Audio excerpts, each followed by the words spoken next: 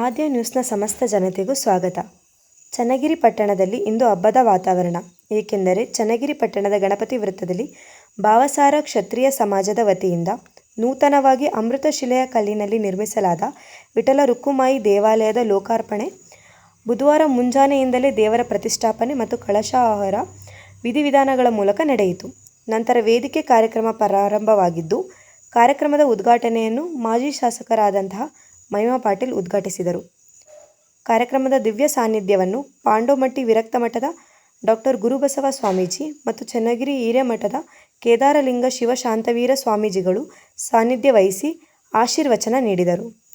ಕಾರ್ಯಕ್ರಮದಲ್ಲಿ ಮಾಜಿ ಶಾಸಕರಾದಂತಹ ಮಾಡಾಳ್ ವಿರೂಪಾಕ್ಷಪ್ಪನವರು ಮತ್ತು ಸಮಾಜದ ಮುಖಂಡರು ಮಾತನಾಡಿದರು. ಕಾರ್ಯಕ್ರಮದ ಅಧ್ಯಕ್ಷತೆಯನ್ನು ಚನ್ನಗಿರಿ ಭಾವಸಾರ ಕ್ಷತ್ರಿಯ ಸಮಾಜದ ಅಧ್ಯಕ್ಷರಾದ ಜಿ.ಪಿ. ರವಿಕುಮಾರ್ ವಹಿಸಿ ಮಾತನಾಡಿದರು. ಕಾರ್ಯಕ್ರಮದಲ್ಲಿ ಸಮಾಜದ ಮುಖಂಡರು, ಭಾವಸಾರ ಕ್ಷತ್ರಿಯ ಸಮಾಜದ ಪದಾಧಿಕಾರಿಗಳು, ಮಹಿಳಾ ಮಂಡಳಿಯ ಅಧ್ಯಕ್ಷರು ಮತ್ತು ಪದಾಧಿಕಾರಿಗಳು, ಯುವಜನ ಮಂಡಳಿಯ ಅಧ್ಯಕ್ಷರು ಮತ್ತು ಪದಾಧಿಕಾರಿಗಳು ಹಾಜರಿದ್ದರು. ವರದಿ ಸತೀಶ್ ಎಂಪವರ್, ಚನ್ನಗಿರಿ. ವಿಠಲ ರುಕ್ಕುಮಾಯಿ ದೇವಸ್ಥಾನ, ವಿಠಲನ ದೇವಸ್ಥಾನ. ನನಗೆ ವಿಠಲಗೂ ನನಗೂ ಒಂದು ಆತ್ಮೀಯ ಸಂಬಂಧ ಇದೆ. ಮೋದಿಯವರು ಹೇಳ್ತಿರ್ತಾರ, ಎಲ್ಲೋ ಹೋದ್ರು ಕೂಡ ನನಗೂ ಇಲ್ಲಿ ಜನರಿಗೂ ಆತ್ಮೀಯ ಸಂಬಂಧ ಅಂತ. ಬಟ್ ನನಗೆ ವಿಠಲನಿಗೂ ನನಗೂ ಒಂದು ಆತ್ಮೀಯ ಸಂಬಂಧ ಇದೆ. ನೀವೆಲ್ಲರೂ ಶ್ರೀ ಹರಿಕೋಡೆಯವರ ಹೆಸರನ್ನ ಕೇಳಿರ್ತೀರಿ. ಅವರು ಕ್ಷತ್ರಿಯ ಸಮಾಜದ ಒಂದು ಸಂಘಟನೆಗೆ ಅಂತಂದೇಳಿ ದೇಶದಾದ್ಯಂತ ಎಲ್ಲ ಕ್ಷತ್ರಿಯರನ್ನು ಒಂದು ಮಾಡಬೇಕು ಅಂತಂದೇಳಿ ಅವರು ಸಾಕಷ್ಟು ಕೆಲಸ ಮಾಡಿದ್ರು. ಅವರು ನಮ್ಮ ತಂದೆಯವರಿಗೆ ಆತ್ಮೀಯ ಸ್ನೇಹಿತರು ಶ್ರೀ ಹರಿಕೋಡೆಯವರು, ಹಾಗೆ ನನಗೂ ಕೂಡ ಬಹಳ ಆತ್ಮೀಯ ಸ್ನೇಹಿತರು. ಅವರು ಸುಮಾರು 10,000 ಪದ್ಯಗಳನ್ನು ಬರೆದಿದ್ದಾರೆ. ಅದು ವಿಠಲನ ಮೇಲೆ, ಜೀವನದ ಮೇಲೆ ಸಾಕಷ್ಟು ಪದ್ಯಗಳನ್ನು ಬರೆದಿದ್ದಾರೆ. ಅವರು ನಮ್ಮ ಹತ್ರ ಹಂಚ್ಕೊಂತ ಇದ್ರು. ಹಾಗಾಗಿ ವಿಠಲನ ಬಗ್ಗೆ ನಮಗೂ ಕೂಡ ಬಹಳಷ್ಟು ಒಂದು ಭಕ್ತಿ ಇರುವಂಥದ್ದು. ನಮ್ಮ ಚನ್ನಗಿರಿ ತಾಲೂಕಿಗೆ ಅಷ್ಟೇ ಅಲ್ಲ, ನಮ್ಮ ದಾವಣಗೆರೆ ಜಿಲ್ಲೆ, ಕರ್ನಾಟಕ ರಾಜ್ಯ ಜೀವನ ಮಾಡುವಂಥದ್ದು ಬಹಳ ಮುಖ್ಯ. ನಮಗೆ ಪ್ರಪಂಚದ ಲೆಕ್ಕದಲ್ಲಿ ತಗೊಂಡಾಗ ಅಮೇರಿಕ ಬೇರೆ, ಚೈನಾ ಬೇರೆ, ಭಾರತ ಬೇರೆ ಅಂತ ಯೋಚನೆ ಮಾಡುವಂಥ ಅವಶ್ಯಕತೆ ಇಲ್ಲ. ಈಗಿರುವಂಥ ಗ್ಲೋಬಲ್ ವಿಲೇಜ್ ಅನ್ನೋಂಥ ಲೆಕ್ಕದಲ್ಲಿ ಎಲ್ಲ ದೇಶಗಳು ಅಣ್ಣ ತಮ್ಮಂದಿರ ಥರ ಇರಬೇಕಾದಂಥ ಅವಶ್ಯಕತೆ ಇದೆ. ಇವರಲ್ಲಿ ಹೃದಯ ಶ್ರೀಮಂತಿಕೆ. ಇವತ್ತೇನು ಇಷ್ಟು ಸುಂದರವಾಗಿ ಈ ದೇವಸ್ಥಾನ ಮೂಡಿ ಬಂದಿದೆ. ಈ ದೇವಸ್ಥಾನವನ್ನು ಕಟ್ಟೋ ಪೂರ್ವದಲ್ಲಿ ಈ ಊರಿನ ಎಲ್ಲ ಪ್ರಮುಖರು, ನಾನವತ್ತು ಶಾಸಕನಾಗಿದ್ದೆ, ನಮ್ಮ ಮನೆಗೆ ಬಂದರು. ನಾವೆಲ್ಲ ದೇವಸ್ಥಾನ ಕಟ್ತೀವಿ, ನೀವು ಶಾಸಕರಾಗಿ ನಮಗೆ ಎಲ್ಲ ರೀತಿ ಸಹಕಾರ ಕೊಡಬೇಕು ಅಂತ ನಾನು ಬಂದು ಈ ದೇವಸ್ಥಾನದ ಭೂಮಿ ಪೂಜೆಯನ್ನು ಮಾಡೋದಿದ್ವಿ. ಈ ಸಮಾಜದವರು ಯಾರು ಹೆಚ್ಚು ನೆರವನ್ನು ಪಡೆದೆ ಇಂಥ ಸುಂದರವಾದ ದೇವಸ್ಥಾನವನ್ನು ನೀವೇ ಸ್ವಂತ ಕಟ್ಟಿರ್ತಕ್ಕಂಥದ್ದು ನಿಜಕ್ಕೂ ನಿಮ್ಮ ಸಮಾಜಕ್ಕೆ ಹೆಮ್ಮೆ ಅಂತ ಹೇಳಿ ನಾನು ಹೇಳ್ತೀನಿ. ಯಾಕೆಂದರೆ ಭಕ್ತಿ ಭಾವದಿಂದ ಯಾರೇ ಏನನ್ನೇ ಮಾಡೋದಕ್ಕೆ ಕೊಟ್ಟರು ಆ ಪರಮಾತ್ಮನ ಆಶೀರ್ವಾದ ಇರುತ್ತೆ. ಹಾಗೆ ಈ ವಿಠಲ ರುಕ್ಮಾಯಿ ದೇವರು ನಿಮಗೆ ಆಶೀರ್ವಾದವನ್ನು ಮಾಡಿದ್ರು. ಎಂಥ ಕಷ್ಟ ಕಾರ್ಪಣ್ಯಗಳು ಬಂದರೂ ಸಹ ನಿಲ್ಲದೆ ಈ ದೇವಸ್ಥಾನ ಮುಗಿತು. ಸುಮಾರು 2 ಸೆಕ್ಟು ಭಾಳ ಬೇಗನೆ. ಯಾಕೆಂದರೆ ಕಲ್ಲಲ್ಲಿ ಅಥವಾ ಇಟ್ಟಿಗೆನಲ್ಲಿ ಕಟ್ಟೋದು ಭಾಳ ಸುಲಭ. ಅದು ಸುಮಾರು 2.5 ಕೋಟಿ ಖರ್ಚು ಮಾಡಿ ರಾಜಸ್ಥಾನ ಭಾಗದಲ್ಲಿ ಸುಂದರವಾದ ದೇವಸ್ಥಾನ ನಿರ್ಮಾಣ ಮಾಡಿರೋದು ನಿಜಕ್ಕೂ ಹೆಮ್ಮೆಯ ವಿಚಾರ ಅಂತೇಳಿ ಹೇಳ್ತಾ, ದೇವಸ್ಥಾನ ಕಟ್ಟಿದಿರಿ. ಈ ಸಮಾಜ ದೊಡ್ಡದು, ಹಿಂದೂ ಸಮಾಜನೇ ದೊಡ್ಡದು. ನಾವೆಲ್ಲ ಹೆಂಗೆತ್ತು ಅಂತೇಳಿ ಹೇಳಿದ್ರೆ, ಹಿಂದೆಲ್ಲ ಇವತ್ತೇನು ಇರಾನ್ ಮತ್ತು ಅಮೆರಿಕ ಯುದ್ಧ ನಡೀತಾ ಇದೆ, ಆ ಇರಾನ್ನಲ್ಲಿ ಇದ್ದಂಥವರು ಅಗ್ನಿ ಆರಾಧಕರು, ಅಂದರೆ ಭಾಳ ಬುದ್ಧಿವಂತ ಬ್ರಾಹ್ಮಣರಲ್ಲಿ ಇದ್ದರು. ಇವಾಗ ಅಗ್ನಿ ಆರಾಧಕರು. ಅಫ್ಘಾನಿಸ್ತಾನದಲ್ಲಿದ್ದಂಥವರು 100% ಹಿಂದೂಗಳು, ಪಾಕಿಸ್ತಾನದಲ್ಲಿದ್ದಂಥವರು 100% ಹಿಂದೂಗಳು. ಆದರೆ ಅವೆಲ್ಲ ನಶಿಸಿ ಇವತ್ತು ಹಿಂದೂ ರಾಷ್ಟ್ರ ಇಲ್ಲಿ ಮಾತ್ರ ನಾವು ಉಳ್ಕೊಂಡಿದ್ದೇವೆ. ಇಲ್ಲಿ ದೇವಸ್ಥಾನಗಳ ಆರಾಧನೆ ಆಗ್ತದೆ. ಇವತ್ತೇನು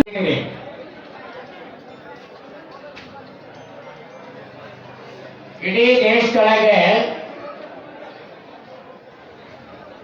ಪಂಡ್ರಾಪುರ ಅಂತಂದ್ರೆ ಒಂದು ದೊಡ್ಡ ಧಾರ್ಮಿಕ ಕ್ಷೇತ್ರ. ಅದು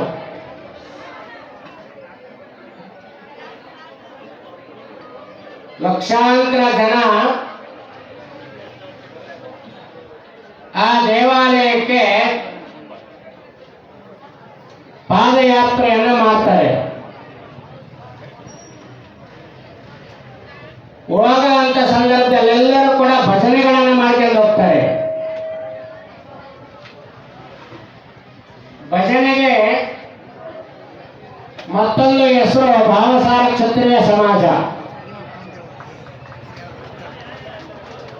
ಭಜನೆಯಲ್ಲಿ ತಲ್ಲೀನರಾದ್ರು ಅಂತಂದ್ರೆ ಅಕ್ಕಪಕ್ಕ ಇರ್ತಕ್ಕಂಥವ್ರು ಯಾರು ಏನು ಗೊತ್ತಾಗಲ್ಲ ಅಷ್ಟು ಮಟ್ಟಿಗೆ ತಲ್ಲೀನರಾಗಿರ್ತಾರೆ ಈ ಸಮಾಜದವರು. ಈ ರವಿ ಮಾತನಾಡುವಂತ ಸಂದರ್ಭದಲ್ಲಿ 70 ಮನೆ ಇರೋಂಥ ಈ ಊರಿನಲ್ಲಿ 70 ತಾಲೂಕಿನಿಂದ ನೀವು ಜನ ಬಂದಿದ್ದೀರಲ್ಲ, ಇದೇ ಒಂದು ದೊಡ್ಡ ಕೊಡುಗೆ ಅನ್ನೋದನ್ನು ನೀವು ಯಾರು ಕೂಡ ಮರೆಯಬಾರದು. ಕ್ರಿಶ್ಚಿಯನ್ ಧರ್ಮ 11 ಜನರಿಂದ ಪ್ರಾರಂಭ ಆಗಿದ್ದು. ಆ ಕ್ರಿಸ್ತನ ಅಲ್ಲೆಲ್ಲ ನೋಡ್ರಿ 80 ಶಾಖಾ ಮಠದ ನಮ್ಮ ಪಂಚಪೀಠದವು. ಅಲ್ಲಿ ನಡ್ಕೊಳ್ಳೋರು ಮರಾಠ ಸಮಾಜ ಮತ್ತು ಏನು ಇವರು ಭಾವಸಾರ ಕ್ಷತ್ರಿಯ ವಿಠಲ್ ರುಕ್ಮಾಯಿ ಭಕ್ತರೆಲ್ಲರೂ ಮೊನ್ನೆ ನಾಂದೇಡ್ ಕಾರ್ಯಕ್ರಮದಲ್ಲಿ ಎಷ್ಟೊಂದು ಜನ ಭಾಗವಹಿಸಿ ಒಂದು 20,000 ಜನ ಭಾಗವಹಿಸಿದ್ರು. ನಮ್ಮ ವೀರಶೈವ ಲಿಂಗಾಯತರು ಫಸ್ಟು, ಸೆಕೆಂಡ್ ಇದ್ದಾರೆ ಮರಾಠ ಸಮಾಜ ವಿಠಲ್ ರುಕ್ಮಾಯಿ ಭಕ್ತರೆಲ್ಲರೂ ಏನು ಭಾಗವಹಿಸಿ ದಾಸೋಹ ಪ್ರಸಾದವನ್ನು ಮಾಡಿದ್ರು. ಈ ರೀತಿ ಒಂದೇನಪ್ಪ ಅಂದರೆ ಸರ್ವ ಸಮಾಜದ ಜೊತೆ ಅನ್ಯೋನ್ಯವಾಗಿ ಒಂದು ಸಾತ್ವಿಕ ಸಮಾಜ ಇದು ವಿಠಲ ರುಕ್ಮಾಯಿ ಸಮಾಜದಲ್ಲಿ ಏನು ನೀವು ಅದಿರಿ ಅಂದರೆ ನೀವು ಸಾತ್ವಿಕ ಒಂದು ಧಾರ್ಮಿಕ ಚಿಂತನೆ, ಸತ್ಸಂಗ, ಭಜನೆ, ಧ್ಯಾನಗಳನ್ನು ಮಾಡುತ್ತಾ ಒಂದು ಮೃದು ಜನಾಂಗದವರು. ಈ ಕೆಲವರು ಹೇಳ್ತಾರೆ ನೋಡ್ರಿ, ಇಲ್ಲಪ್ಪ ಭಾಳ ಒಟ್ಟು ಸಮಾಜದವರಪ್ಪ ಕೆಲವರು ಅಂತ ಹೇಳ್ತಿರ್ತೀರಿ ನೀವು ಸಾಮಾನ್ಯವಾಗಿ. ಹೌದಿಲ್ಲ, ಕೆಲವರು ಹೊರಟ ಸಮಾಜದವರು ಇರ್ತಾರೆ. ಏನೆಲ್ಲ ತೊಂದರೆ ಕೊಡುವಂತ ಸಮಾಜಗಳು ಇದ್ರೂ ಸಹ ಅದರೊಳಗೆ ಈ ಒಂದು ಏನು ವಿಠಲ ರುಕ್ಮಾಯಿ ಸಮಾಜ ಅಂತಂದ್ರೆ ಒಂದು ಮೃದುತ್ವದ, ಬಂಧುತ್ವದ, ಬಾಂಧವ್ಯದ ಬೆಸುಗೆಯನ್ನು ಬಿತ್ತುವ ಒಂದು ಸಮಾಜ ಅಂತ. ಇದು ಹೊಗಳಿಕೆ ಅಂದ್ರೆ ಇದು. ಈಗ ನಾವೆಲ್ಲ ಸಮಾಜವನ್ನು ನಾವು ಹೊರಗಡೆ ನೋಡ್ತಿರ್ತೇವೆ, ಯಾರು ಹೆಂಗೆ ಅಂತೇಳಿ ಬಹಳಷ್ಟು ಚೆನ್ನಾಗಿ ನಾವು ತಿಳ್ಕೊಂಡು ಇಂಥ ಸಮಾಜಗಳೇ ಹಿಂಗದವೆ ಅಂತ. ಈಗ ಅಲ್ಪ ಸಮಾಜ ಇದು, ನೀವು ಹೇಳಿದ್ರಿ, ನೀವೀಗ ಬಹಳ ಕಡಿಮೆ ಜನಾಂಗ ಇರ್ತಕ್ಕಂಥವ್ರು.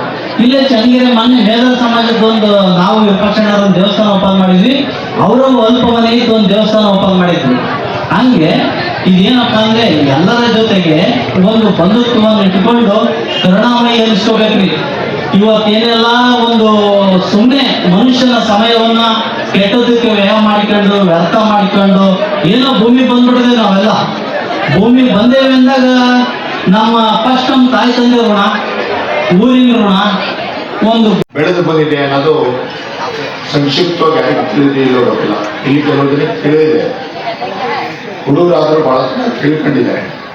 ನಮ್ಮ ಸಮಾಜ 82 ವರ್ಷದಿಂದ ನಾವು ಉತ್ಸವವನ್ನು ಮಾಡ್ಕೊಂಡು ಬರ್ತಾ ಇದ್ದೀವಿ. ನಾವು ಹೆಚ್ಚು ಕಡಿಮೆ 100ರಿಂದ 125 ವರ್ಷದಿಂದ ನಮ್ಮ ಭಾವಸಾರ ಕ್ಷತ್ರಿಯ ಸಮಾಜ ಚನ್ನಗಿರಿಯಲ್ಲಿ ಇದೆ. ನಮಗೆ ಮೊದಲೇ ಭಾವಸಾರ ಕ್ಷತ್ರಿಯ ಸಮಾಜ ಅಂತಿಲ್ಲ, ಚಿಕ್ಕಗಿರಿ ಸಮಾಜ ಈ ರೀತಿಯೆಲ್ಲ ಕರೀತಾ ಇದೆ. ನಮ್ಮ ಸಮಾಜ ಹೊಲಿಗೆ ವೃತ್ತಿಯಿಂದ ಬಂದು ತದನಂತರ ಬೆಳೀತಾ ಬೆಳೀತಾ ವ್ಯಾಪಾರ ವೃತ್ತಿಗೆ ಬಂದು ಈಗ ಆರ್ಥಿಕವಾಗಿ ಬಹಳ ಜನ ಚೆನ್ನಾಗಿದ್ದಾರೆ. ಆರ್ಥಿಕವಾಗಿ ಬಹಳ ಜನ ಕಾರಣ ನಮ್ಮ ತಂದೆಯ ತಾಯಿಯಂದರು ಕಷ್ಟಪಟ್ಟಿದ್ದನ್ನ ಕೆಲವು ಜನ ಉಳಿಸ್ಕೊಂಡು ಹೋಗಿದ್ದಾರೆ, ಅದಕ್ಕೆ ಬೆಳೆದಿದ್ದಾರೆ. 70% ಜನ ತಂದೆ ತಾಯಿಯರ ಆಶೀರ್ವಾದದಿಂದ ಇವತ್ತು ಸದೃಢವಾಗಿ ಇದ್ದಾರೆ ಅಂತ ನಾನು ಅಂದ್ಕೊಂಡಿದ್ದೀನಿ. ನನಗನ್ಸಿರೋದು ಸದೃಢವಾಗಿದ್ದಾರೆ 70% ಜನ. ಇನ್ನು 30% ಜನ ಇನ್ನೂ ಹೊಲಿಗೆ ವೃತ್ತಿಯಲ್ಲಿ ಇದ್ದಾರೆ. ಜೊತೆಗೆ ಇನ್ನೂ ಬಹಳ ಜನ ಪೀಸ್ ವರ್ಕ್ ಅಂತ ಕೆಲಸದಲ್ಲಿ ಕೆಲಸ ಮಾಡಿದ್ದಾರೆ. ಬಡವರು ಬಹಳ ಇದ್ದಾರೆ. ಇವತ್ತಿನ ದಿವಸ ನಮ್ಮ ಈ ಸಮಾಜಕ್ಕೆ ಇಷ್ಟೊಂದು ಜನ ಬಂದಿದ್ದೀರಾ ಹೊರಗಡೆಯಿಂದ ಹಾಗೂ ಬೇರೆ ಮಹಾರಾಷ್ಟ್ರದಿಂದಲೂ ಸಹ ಇವತ್ತು ಆಗಮಿಸಿದ್ದೀರಾ. ನಮಗೆ ಬಹಳ ಖುಷಿಯಾಗಿದೆ. ನಾಳೆನೂ ಸಹ ಒಂದು ಲೋಕಾರ್ಪಣೆ ಸಂದರ್ಭದಲ್ಲಿ ತಾವೆಲ್ಲ ಇದ್ದು ಯಶಸ್ವಿಯಾಗಿ ನಡೆಸ್ಕೊಡ್ತೀರಾ ಅಂತ ಹಾಗೂ ನಮ್ಮ ಹಿರಿಯರ ಆಶೀರ್ವಾದ ಸಂಕಲ್ಪ ಮಾಡಿದ್ರು ದೇವಸ್ಥಾನ ಕಟ್ಟಲೇಬೇಕು, ದೇವಸ್ಥಾನ ನಾವು ಮಾಡಲೇಬೇಕು, ಈ ಥರ ದೇವಸ್ಥಾನ ಕಟ್ಟಲೇಬೇಕು ಅನ್ನೋದೊಂದು ಸಂಕಲ್ಪ ಇತ್ತು. ಆ ಸಂಕಲ್ಪವನ್ನ ನಾವು ನೀವು ಎಲ್ಲ ಸೇರಿ ನಮ್ಮ ಭಾವಸಾರ ಕ್ಷತ್ರಿಯ ಸಮಾಜದವರು ಈ ಸಂಕಲ್ಪವನ್ನು ಪೂರೈಸಿದರೆ ಅದಕ್ಕೆ ನಿಮಗೆಲ್ಲ ಹೆಮ್ಮೆನೆ. ನೀವು ಚೆನ್ನಗಿರಿ ಸಮಾಜ ಕರ್ನಾಟಕಕ್ಕೆ ಇವತ್ತು ಭಾವಸಾರ ಕ್ಷತ್ರಿಯ ಸಮಾಜದವರು ಈ ರೀತಿ ವಿಠಲ ಮಂದಿರ ಅಂದ್ರೆ ಮಾರವಾಡಿಯಲ್ಲಿ ಕೂತಿದ್ದಾರೆ ಜೈನ ಸಮಾಜದವರು. ಅವರು ಅಷ್ಟಕ್ಕೆ ಸೀಮಿತವಾಗಿತ್ತು. ನಮ್ಮ ಯಾರು ಈ ತರ ಕಟ್ಟಬೇಕು ಅನ್ನೋದು ಯಾರದಲ್ಲೂ ಇರಲಿಲ್ಲ. ಅಂಥದ್ದು ನಮ್ಮ ಸಮಾಜದವರೆಲ್ಲ ಸೇರಿಸ್ಬಿಟ್ಟಿದ್ದೀರಾ. ನಿಮ್ಗೆಲ್ಲರಿಗೂ ತುಂಬ ಹೃದಯ ಧನ್ಯವಾದಗಳು.